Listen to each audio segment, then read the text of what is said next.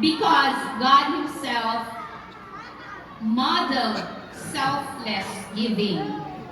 One of the cherished traditions of Bukidnon Faith Christian School Incorporated is our annual gift giving.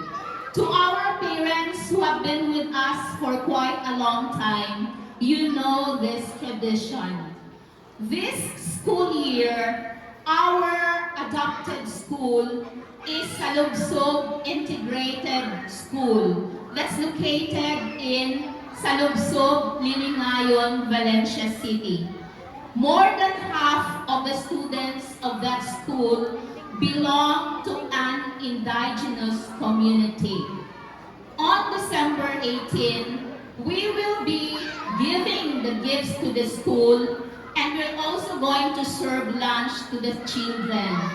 Above all, we will share the true message of Christmas, God's provision of a Savior, the Lord Jesus Christ.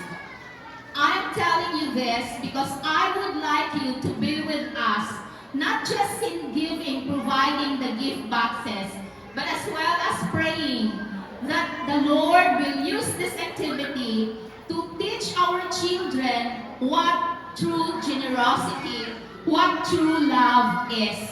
That is love that's modeled by the Lord Jesus Christ.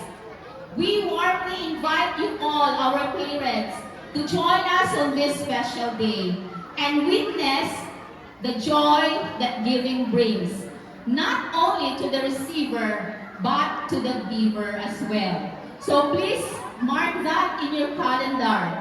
December 18, we're going to go to Salubsob Integrated School. At this point, I would like to invite you all to join us in our ceremonial Christmas tree lighting, which is another tradition that we enjoy. Shall we all come to the field, please, in front or